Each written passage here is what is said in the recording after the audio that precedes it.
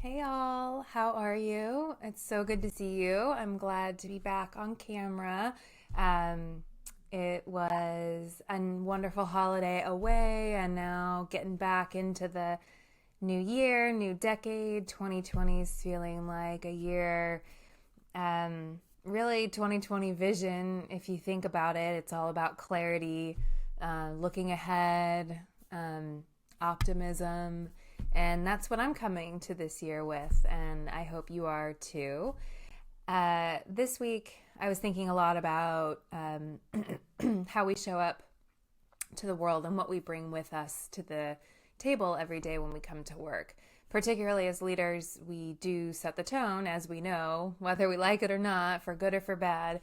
And so I wanted to focus the theme for this week on authenticity. And also, I have a quick exercise I wanted to share with you that is connected to that, but also about how we stay a step ahead and how we can be proactive and how we're communicating with our communities. So it is a quick 4 steps, and it's something that you can, if you don't already have it in place, you can get it set up now as we're talking about it. And then you can just reuse it every week, every month, or whatever frequency you're planning for your communications. It's just an effective tool to have at hand. So the first part is your audience. So who you're communicating to or should be communicating with on a regular basis. And just writing them down. Obviously, you know who you're communicating with, but really spell it out for yourself. Number 2, what are the key things that you need to be communicating this week or this coming month? Whatever frequency makes most sense for you. But that could be some sort of news update that, or a big announcement, or something celebratory or something cautionary. Whatever it is, there's a set of things you need to be communicating, but oftentimes we're not actually writing them down and being thoughtful with how we're communicating them outwardly. So, number 1, audience. Number 2, what you need to communicate.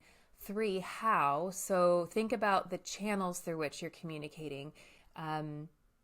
Sometimes it's just a matter of having an in-person conversation, or making an announcement at a staff meeting or a school event, or posting on social media, or posting on your website, on your blog, whatever that looks like. Be really clear about how you need to be reaching each of the groups of people that you're communicating with.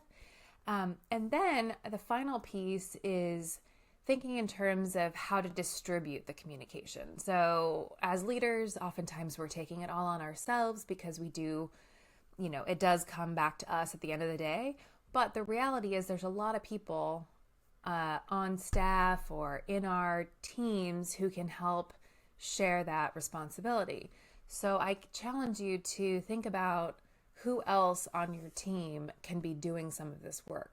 And then again, those 4 steps, you keep repurposing that each week, each month as you're planning ahead, and you'll be amazed to see how different you think about your communication. So you realize that even the most nuanced things that you just take for granted or you just do without thinking anymore, if you take some time to be intentional and to approach your communications from a place of authenticity, you'll notice the response from those around you, and it's going to make a big difference. Trust me. So that's it for this week. I hope it's helpful for you, and I really hope that you have a great rest of your week and that you're off to a wonderful 2020.